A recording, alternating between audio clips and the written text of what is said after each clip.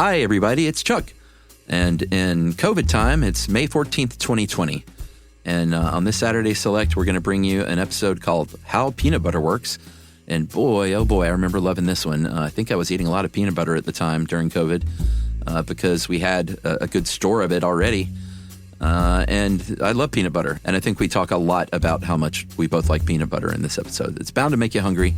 And the good news is now you can just go right to your store and pick it up and smile a real smile at people that's not hidden behind a mask. So let's celebrate that. Go out and get some peanut butter and smile. Welcome to Stuff You Should Know, a production of iHeartRadio.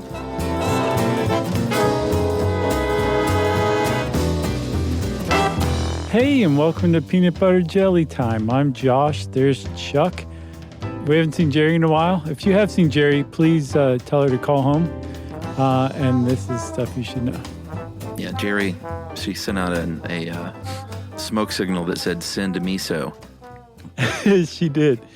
She did. And we sent some on donkey back in that general direction. Are you peanut butter or jelly in this scenario? I want to be peanut butter. You always make me be jelly. Well, I think we should level set here at the beginning. Okay. And talk about if you like peanut butter, right, which is your favorite, and then what you like, how do you utilize it? Okay. My name is Josh C., and I love peanut butter. Okay. Almost only smooth. I will eat chunky if civilization has collapsed and that's all I can find. Okay. I eat it any way, shape, or form. Sometimes just peanut butter on a spoon. Sometimes peanut butter on a spoon with a little divot made with my tongue filled with local honey. Okay. If you want to get tubby really fast, let me introduce you to the wonder that is a spoonful of peanut butter scooped in some Cool Whip. Okay. But really any kind of peanut butter, anytime I will eat it. And I've noticed that once I reach my 40s, peanut butter sticks around me a lot more than it used to. So I'm having a real struggle with it. Thank you for listening. And do you want to buzz market your favorite brand? We use this Jif Natural that's like, it's like in a brown container. And I like it so much, I purposely never looked at the label, because I don't want to know how natural it is. But my all-time favorite is Reese's peanut butter. Have you had it? You mean in the jar? Yes. Yes. Oh, it's so good. I think I've had it once. But I was raised on Jif. Now go. Well, I was raised on whatever the gigantic gallon tub is that you used to could get in the 80s. Yeah, I don't remember. I don't think it was any of those name brands. Now, I love peanut butter. Mm-hmm. It's one of my favorite things in the world. Sure. And I will go crunchy or smooth, no matter. I love them both. I also like it with honey. Yes. I like it, and I don't do this much, obviously, because it's just, I'm not 19 years old, but a peanut butter and mayonnaise sandwich is one of the best things in the world. You know, I've never had that. Is it good, really? Oh, dude. Do you have any Kewpie? Yes.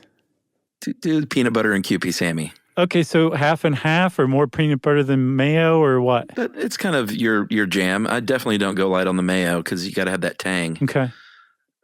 Peanut butter and marshmallow fluff I used to eat when I was a kid. Sure, yeah, that's good stuff. Fluffer Nutter. And now I don't eat the sugary hydrogenated types. I either have one of the sort of artisan natural kinds you have to mix up, or just the DeKalb Farmers Market grinds the peanuts right in front of your face into a tub and hands it to you. Right in front of your face. And it says, beat it. You can't have any of this. So that's just peanuts, obviously. Yeah, and maybe a little bit of salt. Do they add any salt, or is it really just peanuts? It's just peanuts. Wow. I wonder if they salt the peanuts when they roast them then, because I've always seen like peanuts with just a little bit of salt. Like you can't have peanut butter any other way, but maybe they figured out. They've cracked the code. Well, I mean, they may be salted and roasted. I have no idea about the peanut, but it's good. It's all good. But I have to mix, I got to put a little bit of honey in there, or maybe a little bit of agave to give it a little bit of a sweet. Oh, that's a good idea. Yeah, I was going to ask you, I've not had any artisan stuff, and I did a little research and found a couple I want to try. And I didn't know, like, is it just straight up adult kind of stuff where you're like, oh, that's really good, but you're wishing that you had like the nasty Big 3 brand instead? Well, I mean, if you don't add any sweetener, Mhm. it's not nearly as good as, but I think the naturals are all kind of the same as far as sweetness level. Yeah, the best I could discern is that if you're paying for artisan craft peanut butter, and buddy, you're like supposedly they have, depending on the kind of peanuts that are chosen, the variety of peanuts, the way that it's roasted, almost like a coffee or a wine or something like that. There's like a sophisticated palate or terroir that you really have to pay attention to. That to me is kind of like the opposite of what peanut butter is supposed to be. It's supposed to just be like this dumb, messy thing where, your hair's totally normal and you start eating the peanut butter and you suddenly have like a cowlick and you're wearing a striped shirt that shows your gut kind of thing, like you just regress in age. But I also get wanting to enjoy peanut butter in a healthy way because it is, surprisingly, from what I saw, it is healthier than you would suspect if done right. Yes, not not a big glob of Peter Pan with Kewpie mayonnaise and potato chips smashed in between white bread. Yes. Yeah. God, I'm hungry now. I am too. I already had some peanut butter this morning, so I'm good to go. But this is like the yawning episode where I kept yawning doing research. I just wanted peanut butter the whole time. Well, peanut butter for me has now become my since January. I'm trying to lose some weight, so that's become my sweet treat at the end of the night instead of going and getting ice cream. Oh, good for you. Just like a spoonful of peanut butter and honey, and that'll satiate that desire. I haven't seen you in a while. How's it going? It's good. I mean, I'm down 20 since January, but it's really leveled off the past month. Congratulations, dude. That is really impressive. Just 40 more to go. Man, no, that's really great, man. Yeah, it does plateau, but it picks up again. Don't worry. Well, it plateaus because of quarantine alcoholism. Oh, well, I was going to ask because I'm finding that quarantining has made things like we have food and everything, but we're eating it less for some reason rather than the opposite, which both you, me, and I were really concerned was going to be the way it went. Are you finding it easier to keep up with food or harder? Easier because I'm cooking a lot. Geez, I'm buzz marketing again, but I'm just having one of those Mike's Mighty Goods for lunch, which is very low in calories. Yeah, it's really good too. And I'm just tracking the calories, and it's alcohol. That's the problem right now. I gotcha. Yeah, I've been doing 1 or 2 nights a week tops, and then a couple of nights. I've been pretty good now that I think about it. It's good. Yeah, because this has been fairly stressful, but I haven't been stress eating too much, so okay. Anyway, peanut butter. Here to me, Chuck, early on, we happened upon the fact of the podcast, if you ask me. This was very jarring, if you'll forgive the pun, that peanut butter outside of the United States, in a lot of different countries, is looked upon as very weird and gross, in much the same way that we Americans tend to think of like Vegemite. People like the British, the Chinese, other countries do not think peanut butter is particularly good. They think it's a little nasty. And that just blew me away to read that. Yeah, I'd want to talk to some people before I'd let some internet website tell me that people think peanut butter's gross. Some website push your brain around. Yeah, I'd like to talk to some folks about that. But at the very least, even if they don't think it's gross, it is an all-American thing. Like even countries that do enjoy it, I've read that Australia actually likes it a lot. It's an American concoction, so much so that like it might be the most American concoction there is, to tell you the truth. Yeah, I mean, you make a good point here. You put this stuff together that mac and cheese came from Europe, hot dogs came from Europe, sort of hamburgers, even though I would argue that the hamburger as we know it is pretty American. Sure. But peanut butter, just us as far as modern times go. Yeah, I think the Inca in the 15th century used to grind peanuts into a paste, and then that was it until the 19th century when one of our buddies who's going to make a cameo later got his hands on the idea. But yeah, it was an American invention, except it was actually Canadian, as we'll see. But for the most part, people think of it as all American. And to talk about peanut butter, Chuck, we kind of have to talk about peanuts. There's really no way around it. Believe me, I don't want to, but we have to. I think you mean goobers. Have you ever heard somebody outside of TV call them that? Not really, but I knew it was a thing, but it's not in the just daily nomenclature of my crowd. But it's supposedly like a Southern, and I guess an antiquated Southern word for peanut, a goober or a goober pea. Yeah, I've heard goober, and that old song about the Raisinets, goober. Well, goobers is also a candy, right? Yeah, and there's Smucker's Goobers, which is peanut butter and jelly mixed together in a jar. It's actually good. Is it? Yeah, even as a kid, I was like, this is going to be gross. And then I tried it. I was like, not bad. Not bad, Smuckers. See, I'm pretty discerning with my jams and jellies, so that's for another day, though. You would not like this. I probably wouldn't. You wouldn't like Smuckers. And if you're at all discerning, you would not like it. All right, so peanuts is it's a legume. It's also called a ground nut or an earth nut. And just like a lentil or a pea, it is a little legume. It's not a nut. No, I'm a big fan of peanuts, though. I like to eat them pretty much any way you can slice it, from boiled to straight up raw out of the shell. Like them honey roasted, salted and roasted. Sure. And certainly in peanut butter.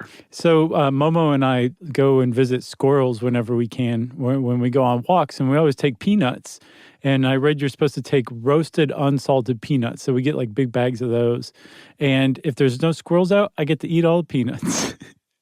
Oh, yeah? Yeah, Mo will give me a look like, those are not for you, but they usually end up in my tummy anyway. You ever seen a squirrel stick one of those in his mouth sideways? Yep. I have. Darn cute. Yeah, we will I'll shell them and then throw like the actual peanut, and the squirrel somehow will know that there's supposed to be another one coming, because they'll frequently put one in his cheek and then be like, okay, toss me the other one. Then he'll take that and run off and eat it with his two little hands. It's really adorable. Right, or they might stick around to see if it's one of the rare three bangers. Right, which is that's a good squirrel day right there. All right, so these things are legumes, and we think they originated in South America. You mentioned Peru, even though we cannot prove that through the fossil record. But they have found evidence in the archaeological culture from Peru from about 7,600 years ago. And it was sort of one of these things where they found the fact that they were farming this stuff, and then when you see it in artwork and pottery and stuff like that, then you know it's sort of a thing. Yeah, right. The peanut has arrived when it shows up on pottery, you know? For real. They've also found them, I guess, entombed with mummies from the Inca and the Aztecs, which makes sense because when the conquistadors arrived, the Spanish and the Portuguese, to South America and Central America, they found peanuts being grown as far north as Mexico. But I think the first place they encountered them was actually in the Caribbean. And they took them back with them. They took them to Spain, and Spain passed them along to the rest of Europe and the Philippines and China. The Portuguese took it back again to Europe, but also to India and Africa. And peanuts started to be farmed all over the world. The world loves peanuts. It's just not necessarily peanut butter that they're crazy about. And then in a really kind of weird, surprising twist, the peanuts were re-exported back to the Americas from Africa as part of the West African slave trade. And actually that word goober, that southern word goober, they think comes from a Congolese word, or Congo with a K word, Nguba. Yeah. Pretty surprising. Sure. Goober, Nguba, close enough. Yeah, but to think it works. The peanut, you think of the peanut as just American as it comes, and then even as Georgia as it comes. But the idea that it wouldn't have been here had it not been for the importation of African slaves that reintroduced the peanut to the Americas, that's a pretty circuitous and weird route for it to take. Yeah, and Africa still grows about 25% of the peanuts in the world. We're just below that at about 21% here in the States. And it took all the way to 1842 that we started growing them commercially in the U.S. And Virginia is where it first started for oil and food, and to substitute out for cocoa. And it just wasn't it was kind of like for people that didn't have the means to buy something better, or maybe feed it to your animals or something like that. Yeah, it was good for livestock, and the poverty-stricken basically was who were expected to eat peanuts at the time. That's right. It just like lobster. Have you ever read Consider the Lobster? That, oh man, I want to say David Lee Roth so bad, but I know that's not his name at all. Who wrote Consider the Lobster? I've never heard of that, but I know Tour? about The Lobster. Who was End of Tour about? That movie. Oh, David Foster Wallace. Oh, sure. Yeah. He wrote this really great magazine article once called Consider the Lobster. It's good. But in it, he explains that it used to be considered a food fit only for the poor, basically. Yeah. And I guess peanuts were considered the same. That's right.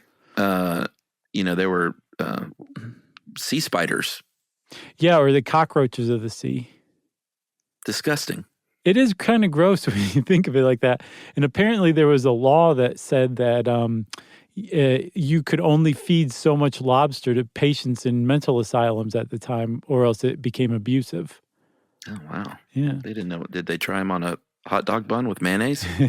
So one of the reasons why the peanut was viewed as such a lowly crop was that it was used for oil and which, I mean, this wasn't necessarily just cooking oil. They would use it to lubricate machinery, that kind of stuff. So the idea of eating the same thing that your machinery lube came from was probably not super appetizing. But it was also like you would get just basically trash when you got a bag of peanuts because there was no easy way to harvest it, stem them, clean them, and prepare them for basically general consumption. So again, you could just dump it into a trough and feed it to your livestock, or you could spend a lot of time trying to separate it, or you could just be like, I'm not messing with this. And for a long time, they didn't mess with it, actually. Yeah, when the Civil War happened, the Union soldiers got their hands on some of our southern peanuts, and they said these are delicious. And both armies ate a lot of peanuts. And then when the circus rolled around with P.T. Barnum, Hugh Jackman, they started selling peanuts there, hot roasted peanuts. Right. And especially in the cheap seats, they become known as the peanut gallery, and that's where that phrase came from, which is kind of interesting. Yeah, because apparently if they didn't like what they saw, they would toss their peanuts that they were eating at the stage. So that's where peanut gallery came from. Yeah, and then you've got them on the street corners. You've got them at baseball games. Mm-hmm. Peanuts are starting to get a little traction as a snack, but they were still not it was still hard to get like a really good quality peanuts because, like you said, the way they were being harvested at the time by hand, it was just tough to do. Mm-hmm. And then, so 2 African Americans around the turn of the last century stepped up and basically said, we're going to make the peanut what it is today. So one obviously was George Washington Carver, who's known as basically the father of the peanut. Who actually, contrary to popular belief, did not invent peanut butter, but he did come up with more than 300 different ways to use the peanut. And I never realized why he was so bonkers for peanuts. But one of the reasons he was trying to make the peanut or establish it as a prominent crop was because the South had depleted its soil so badly from growing cotton for so long. And then, at the worst of this, there was a boll weevil outbreak that just ruined the rest of the cotton crop. So the South really needed something to replace cotton, and George Washington Carver helped introduce and popularize peanuts and say, not only can you eat these things, look at all this other stuff you can make out of them. That's right. And there was another guy around the same time named Ben Hicks, Mr. Benjamin Hicks. He was from Virginia, and which we already talked about being a big peanut state. Mm-hmm. And he invented a gas-powered machine for cleaning and stemming these things. He got it patented, like a lot of, it still goes on, I guess, with the little guy and their patents. Big Farm came around, and a farm equipment company challenged him. He actually had to go to court, but won the case in 1901. And this picker was a big, big deal in modernizing peanut farming. And all of a sudden, you could get really good peanuts a lot quicker. Mm-hmm. Doesn't take as many hands or man hours or person hours, and the demand for peanuts for oil, for eating them, and peanut butter and candy all just kind of went through the roof at that point. Yeah, because you could get your hands on good peanuts. They were widely available, and they were just delicious. Everyone saw finally how great peanuts are, but not peanut butter yet. And I propose, Charles, that we take a break and then come back and really dig into the peanut butter. Let's do it. Okay. Learning things with Chuck and Chuck. Learning all the things. Stuff you should know.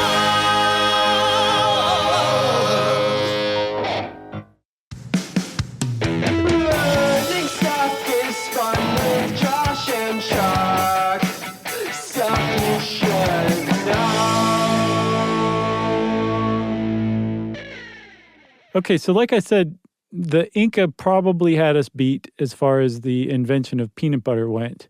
But it was actually a Canadian who they think was probably the actual inventor of modern peanut butter.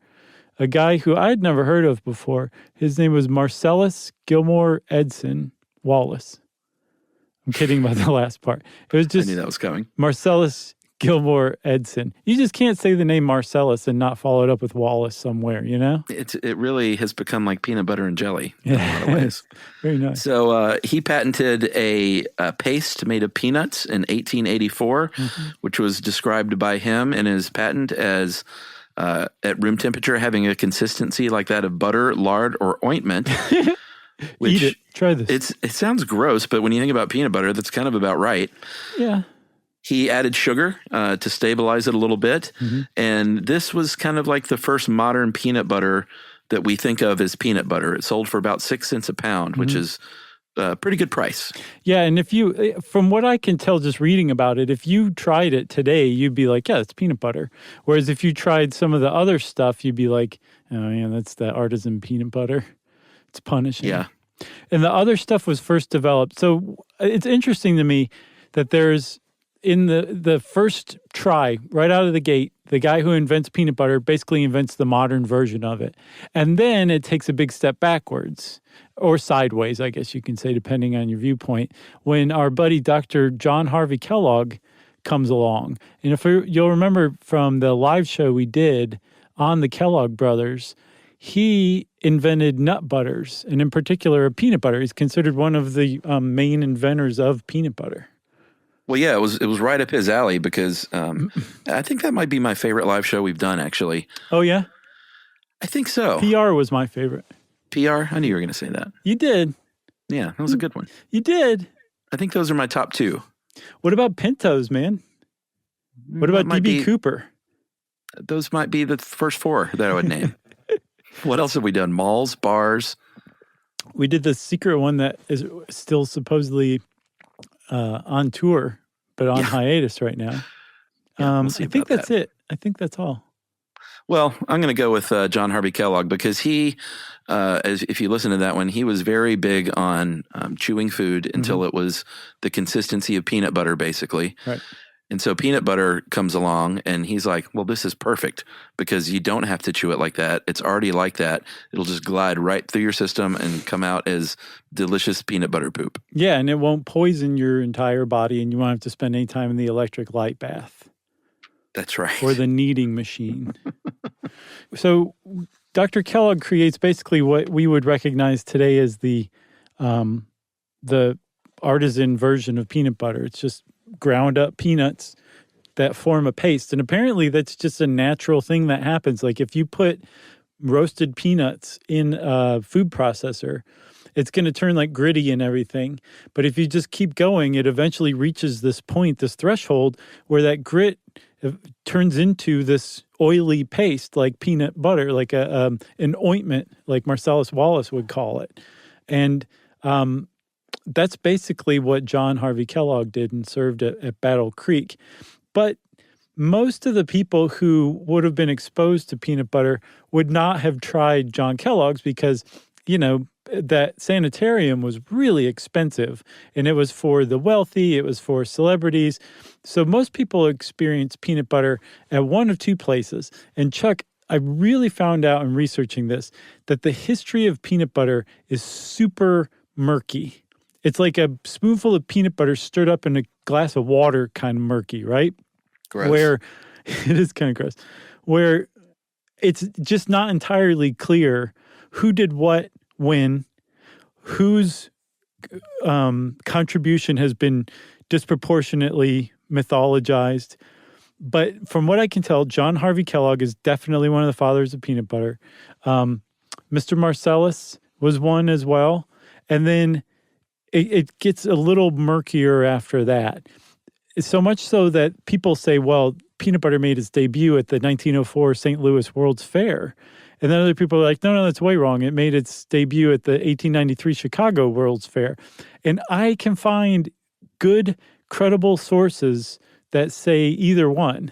So I have no idea where it made its debut. I believe it was sold for sure at the St. Louis World Fair in 1904, and that a guy named C.H. Summers sold like $20,000 worth of peanut butter as snack items there, but that the people who ate it there had probably already been exposed to peanut butter and liked it. It might not have been something that was part of like their everyday thing. They weren't standing in their pantry eating it off of a spoon, but they had probably had it before, and this was like a real treat for them to experience it. It wasn't like debuted in 1904 from what I can tell. Right. Well, regardless of who introduced it initially, by 1907, thanks to companies like Heinz and Beechnut, they were selling 34 million pounds of peanut butter, up from just 2 million in 1899. So over an 8-year period, that's a pretty big increase. And the soldiers come into play again. It wasn't just the Civil War and World Wars I and II. And I've had peanut butter K rations before. Really? It's my dad used to get that stuff a lot when I was a kid for camping and stuff at the Army Navy store. So it became a big part of your Army rations in the armed forces because it had a lot of protein. Right. It was good sustenance. You could make a PB&J, and that was pretty comforting if you were on the front lines or in a trench in World War I. Yeah, supposedly they popularized the PB&J, the troops did. That's right. And thank them for that. Oh, I will. I'll salute the troops for that one. But it was pretty regional at the time in the early 20th century. It didn't travel that great.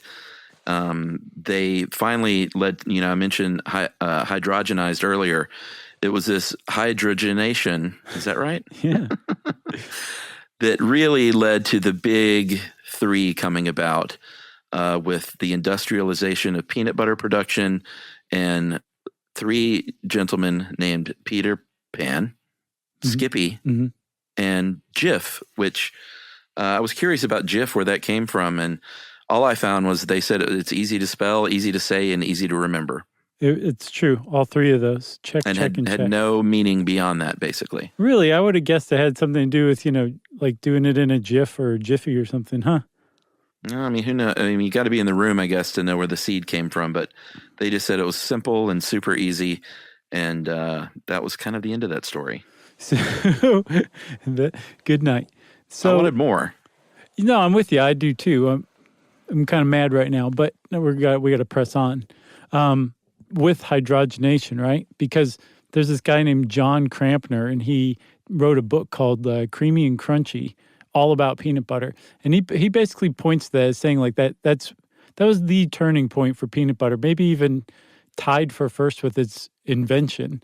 Was the introduction of hydrogenation, which takes oils that are liquid at room temperature and adds hydrogen and a catalyst, usually like powdered nickel, and those bonds become infused or saturated with hydrogen, and so they stick together a lot more easily. So those liquid oils have a more stable solid state at room temperature. So you go from like peanut butter with oil on top to peanut butter that doesn't have oil on top, but the oil's mixed into the mixture, and it stays that way even on the store shelf, which people love because, I mean, from eating artisan peanut butter, it's kind of a pain to stir it up. Little darling. Yeah, I mean, that initial stir is a little dodgy because it's so close to the lid. Yeah. But you just have to have the right spoon. Take your time. Okay. Don't be in a rush. All right. And, shelf life stability is super important with peanut butter because only monsters put their peanut butter in the refrigerator. Who does that? Who? Point them out to me. Monsters. Who? Like you've met somebody who's done that before? No, I think that was in a Judge John Hodgman listener mail at one point. Oh, man. I don't think it was a major case, but I think it was one of their listener mail ones. Okay. But totally think it should be on the shelf. That's where it belongs. Right. Although I will say, if you mix a little PB&J with the natural kind and you put it in the fridge because you've had your 2 bites and you made too much, the next day it is interesting. It's more like a Reese's cup consistency. It's kind of hard. Huh. It makes for a nice little snack, but it's certainly not anything that you can spread on bread. Right. Well, that's the other thing too, is if the oils are mixed into the solids, that forms this creamier substance that makes it way easier to spread, which moms love, right? Sure.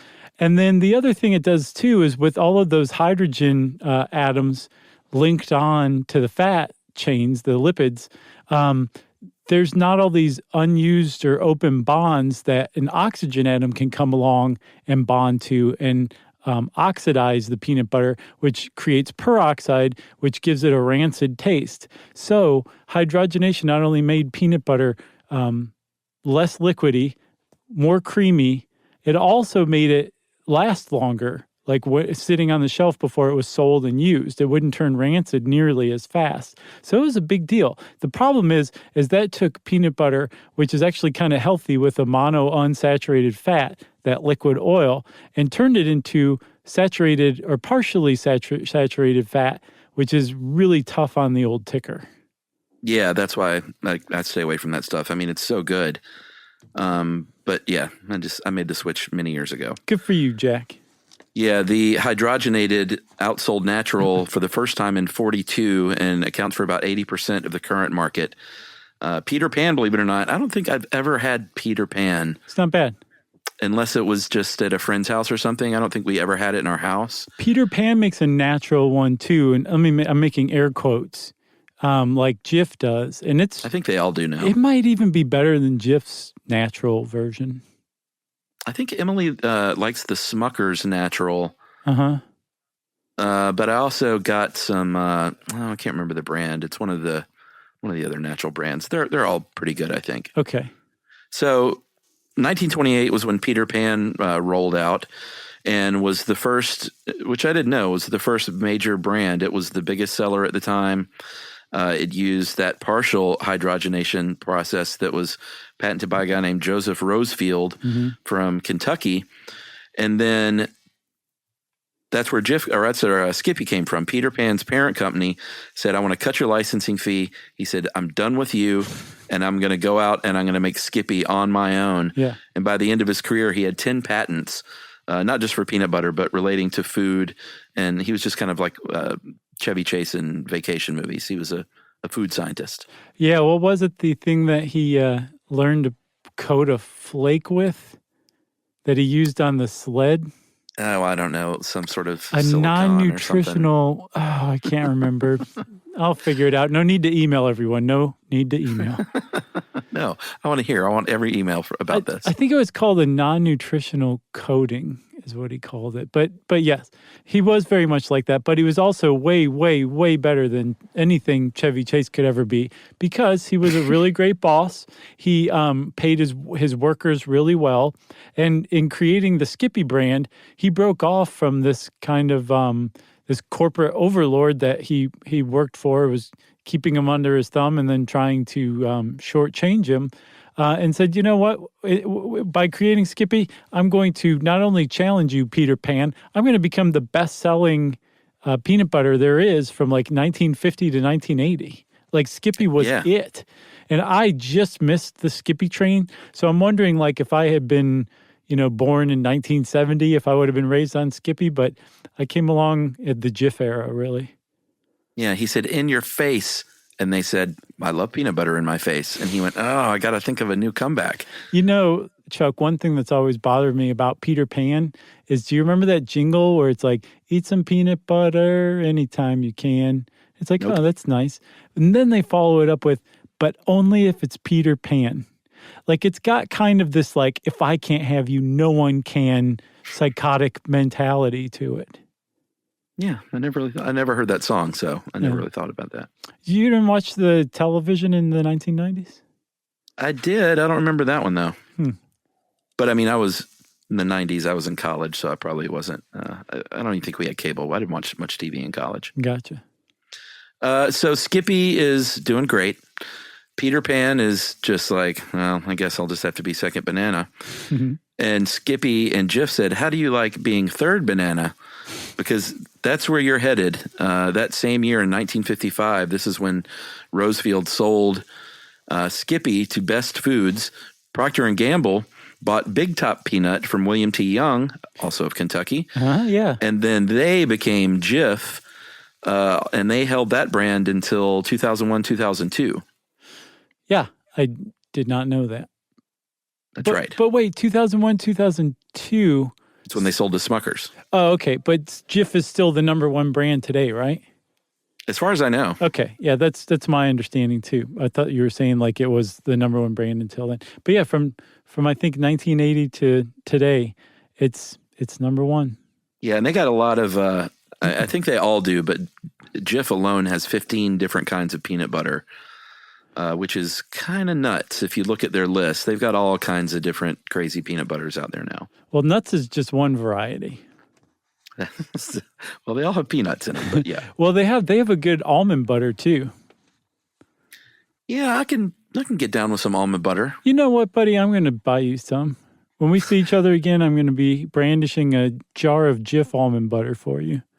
You know it's not good? What?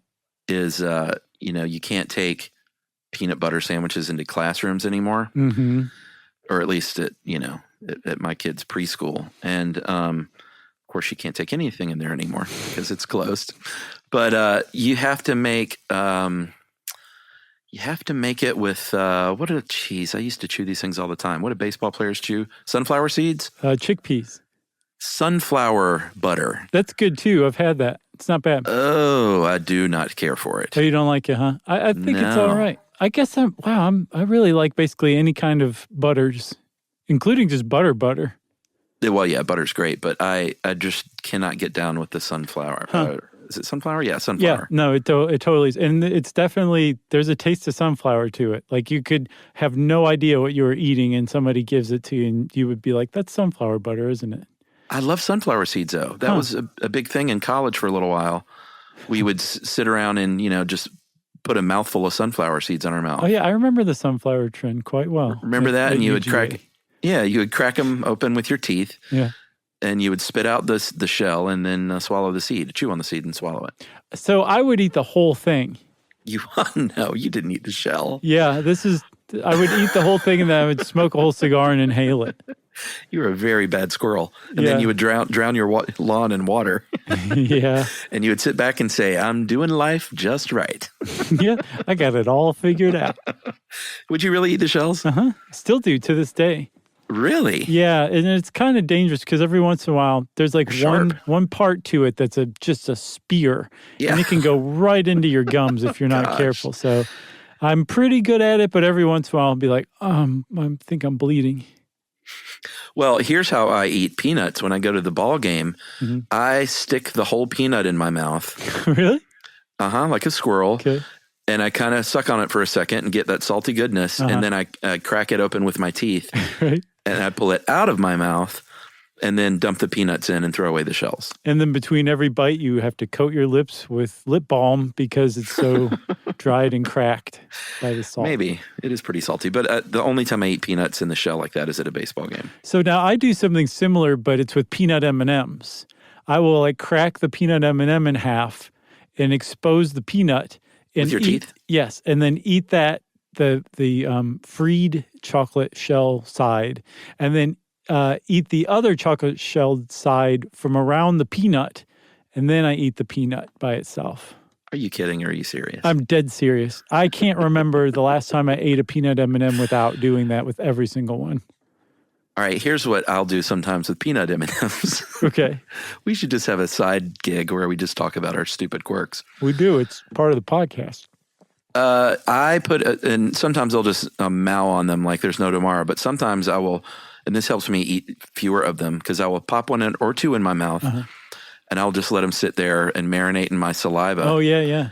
And swirl them around. And then that candy coating kind of melts away a little bit and makes it like a really soft little crunch. Yep. I know what you mean. You know that move? Yep. It's really good. I do that too, but usually I'm a little less patient than that. It's every once in a while. Maybe when I'm like, I have a whole Tupperware bowl full of peanut M&Ms, I might go crazy like that. All right, so should we take a break or should we wait a second? Yeah, let's do that. Let's take a break. Learning things with Chuck and Chuck. All the things, stuff you should know.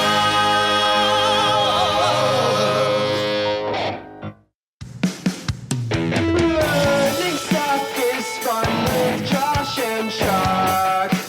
Stuff you should know.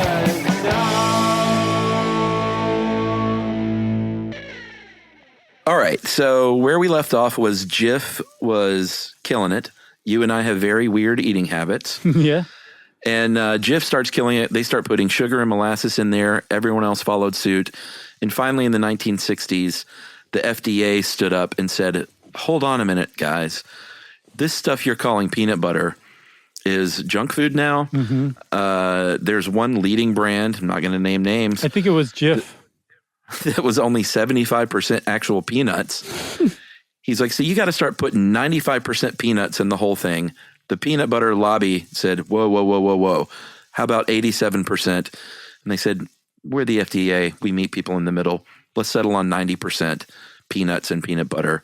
And since 1971, that's been the standard. Yeah, I think this went on for a dozen years. There's a really interesting article on Today I found out called The Momentous Peanut Butter Hearings. It's definitely worth reading. But it just was nuts, literally nuts, how long this went on for. And then finally, it's just kind of heartening that the FDA was like, no, 90%, that's as low as we're going. Make sure that your peanut butter has 90% peanuts. Good day to you, sir. And that was that, finally. And it became enforced in 1972. And still today, there is a federal legal definition for what constitutes peanut butter. And one of the first things is it has to have 90% peanuts in it. That's right, because that is still the standard. If it is smooth, it has to be very fine with an even texture and no hint of grainy peanuts at all. No. If it's medium, you can have a little grain to it, but nothing larger than 1/16 of an inch in dimension. And then all bets are off if you're crunchy. I don't know who says chunky, but it's definitely crunchy in my Chunky, house. yeah, that's like a type of Campbell's soup.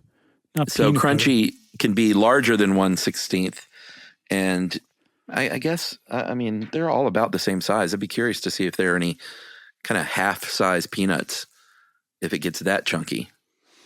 Oh yeah, like larger than 1/16 of an inch. Yeah, like a half of a peanut. Yeah, people would be like, "It's too chunky. I can't take it." Maybe. I mean that's like candy bar level. It is. It is. So, Chuck, what you've just said is the federal government's definition of the different varieties of peanut butter as far as they're concerned. And I don't know if you said it or not, but that guy, Joseph Rosefield, who was the founder of Skippy, he actually created crunchy peanut butter. We both said crunchy, and now we're both saying chunky. I know, it's kind of stuck in my head, but he's the guy who, if you like chunky peanut butter, first of all, shame on you. But secondly, thank Joseph Rosefield for that because he came up with it, I think, in the 50s. Yeah, like I said, I like it all. There is not a kind of peanut butter that I won't eat. I think it's all really good. So then I think also this kind of demonstrates just how seriously Americans take peanut butter. The USDA goes on to say there are other qualities that make a peanut butter either grade A, grade B, or substandard peanut butter. And it's my favorite. It's things like color. The color has to match certain color samples that you can only obtain from a company called Agtron Inc. of Sparks, Nevada. This is in the 1972 law that you have to write to Agtron and say, can you please send me the peanut butter color standards because I need to make sure that my peanut butter matches the USDA's standards for color of and they peanut say, dude, butter. They're online. Get with it. Right. Why are you writing me a letter? Right. That's a really good point. And you email or you'd write back like, I don't know, but can you please send me the website URL? And then they would. But when you get this color standard, you can't just look at it wherever. You have to look at it at a light with a color temperature of about 7,500 Kelvin plus or minus 250 Kelvin, or something equal to a moderately partly cloudy day. That's the government's standard for judging the color of peanut butter. All I can think of now is somebody writing a handwritten letter to someone asking for a URL. Someone with a ballpoint pen spelling out HTTPS : // I looked up Agtron Inc. They're still around, and they are on point, man. They've been in business for, I think, about a century, but they are all about like food analysis. If you're a coffee roaster or a barista or something, you can take their online class. I think it's online. It's like a day-long class that like really teaches you all like the science behind the coffee you're selling and roasting and grinding. It's a really interesting company, it looks like. But that's, if you start making peanut butter, you need to write a letter to Agtron Inc. asking for their URL.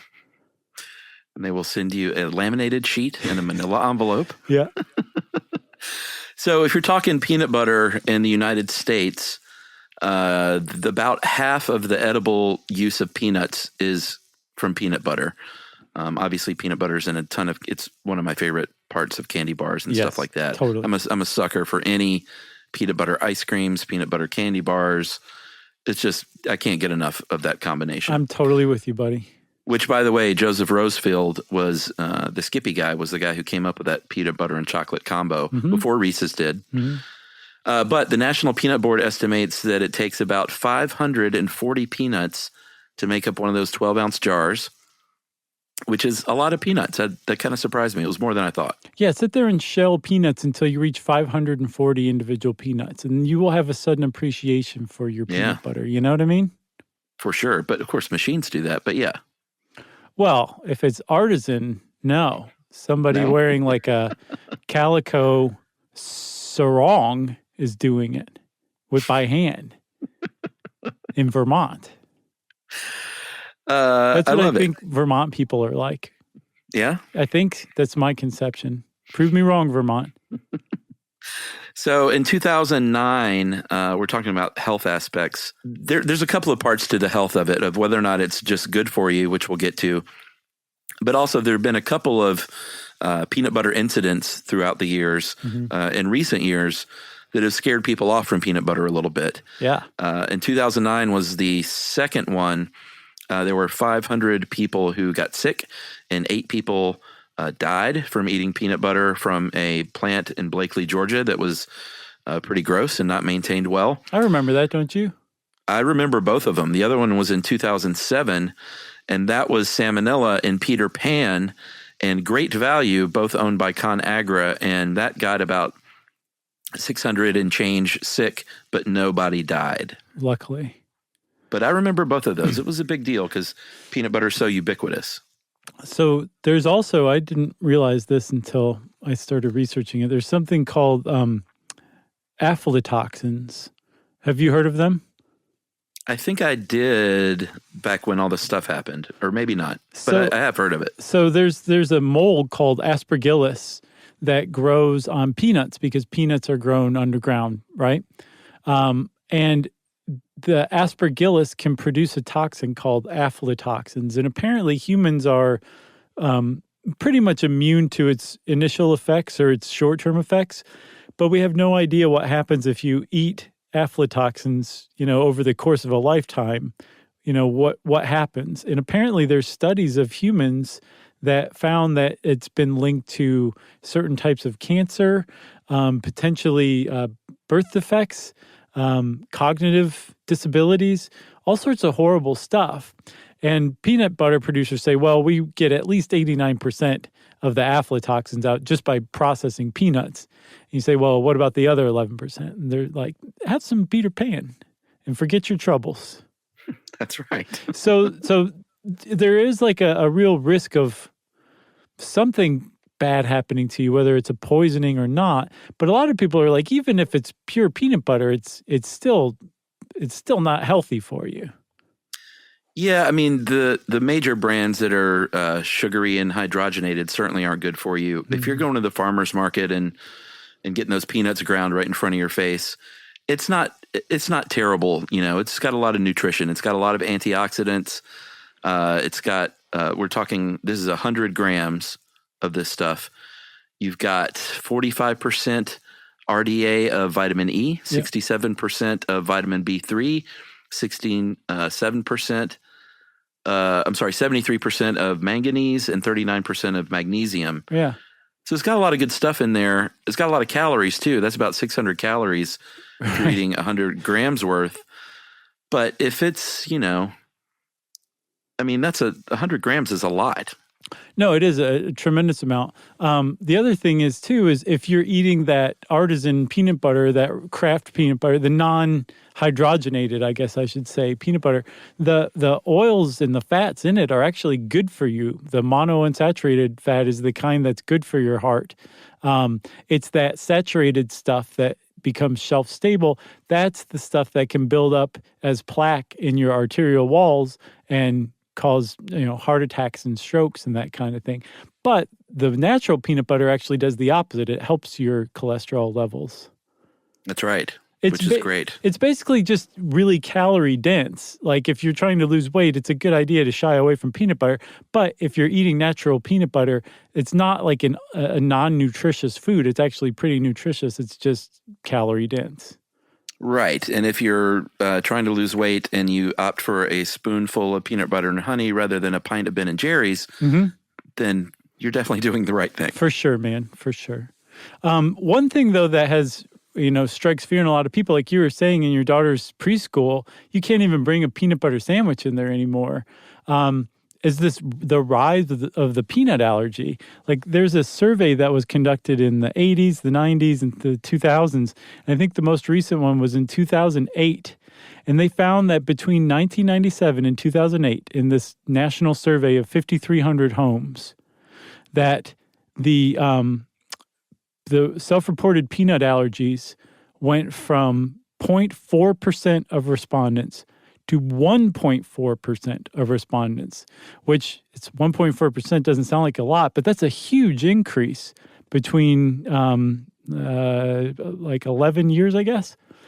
But the thing is if you look at other studies, they found that, yes, self-reported rates are on the rise, but doctor-diagnosed rates have held steady. So there seems to be an increase in perception that people have peanut allergies that's not necessarily an increase in actual peanut allergies, which is really strange and bizarre to think of if that's correct. Yeah, and I have seen the trend of oral immunotherapy, like feeding your very small child and your baby peanuts to a little bit at a time to ensure, or hopefully ensure, that they won't be stricken with the worst food allergy of all. It's true. The peanut allergy. And there was a study in Israel that had guidelines for early infant feeding, and they said around 4 to 6 months of age, just shove a bunch of peanuts in their mouth and see what happens. And make them chew. And then hit them with the lip balm. Yeah, hit them with that. Hit them with the lip balm. So one last thing, Chuck, and I couldn't find a place to put it, but it has to be said. There is a phobia called arachibutyrophobia. Arachibutyrophobia. Yeah, I think I nailed it that last time. Okay. And it is... Is that for me? Is that my cue? Yes. It's hard to tell because you're not kicking me under the table. I'm not like doing that series of blinks. That is the fear of peanut butter getting stuck on the roof of your mouth. That is a true thing. Which is shouldn't be a fear, because all you got to do is just keep working the tongue, and that peanut butter is going to dislodge and go right down your throat. That's right. Just like John Harvey Kellogg foresaw. Get a little whole milk and you're all set. Nice, man. Or some Cool Whip. Don't forget the Cool Whip. I got to try that. I don't know if you should try that. Like, I think I gained 10 pounds in a month just after I discovered that. It's not good for you, man. Yeah, I can't. Cool Whip doesn't last long in our house. We can't keep it here. It's just it's really hard not to just sort of, I'll just have a little spoonful every now and then. Right. And then where did it go? It's like your hair is stuck to your forehead because you put your whole face in the tub. So good. And it's good frozen too. I don't know if you ever tried that. Yeah, I've tried it both ways. But if you do want to try it, it's about half and half peanut butter Cool Whip per spoonful. Right. I'll give it a shot if I'm ever allowed to go to the grocery store again. Yeah, right. Okay, well, I think that's it then for peanut butter, unless you have anything else. You got nothing else. Okay, well, since we said we have nothing else, that means it's time for listener mail. I'm going to call this early listener that came back as an adult. Mm-hmm. Love these. Hey guys, last year what I really love is people that never stop listening. Right. But we'll take this. Sure. Hey guys, last year I started getting back into stuff you should know after a long break from the 9 to 10 days. What does that mean? and a need for an educational podcast on my long drives to Blacksburg, Virginia from the Tidewater area of Virginia. I think they got hit by the aflatoxin. I think he maybe, I don't know what he means. When I first started listening, I was in middle school, and I always loved trivia, and your podcast helped me annoy other students with random facts about Twinkies and fluoride. Once I went through church camp, it was appreciated. I earned the name Random Fact Kid. Mm-hmm. You guys helped me encourage my natural instincts in the world that got me through electrical engineering, and also helped me earn free beer at trivia nights because of my tendency to remember obscure knowledge. I even made a friend through the podcast, listener Lucas. I take it that's just Lucas, listener's not his first name. I hope so. He was listening to your podcast while driving his bus, and I recognized the familiar voices. So just wanted to say thanks, guys. And that is from listener Daniel. So maybe that's how they met. They had the same first name. Right. They're like, I never thought I would have a brother, but now I do. Daniel and Lucas together at last. You got anything else now? I got nothing at all. Well, if you want to be like listener Daniel and let us know how long you've been listening, we want to hear from you. You can get in touch with us just through a simple email, simple gesture, the gesture of wrapping it up, the gesture of spanking it on the bottom, the gesture of early feeding it peanuts, and sending it off to stuffpodcast@iHeartRadio.com. Stuff You Should Know is a production of iHeartRadio. For more podcasts from iHeartRadio, visit the iHeartRadio app, Apple Podcasts, or wherever you listen to your favorite shows.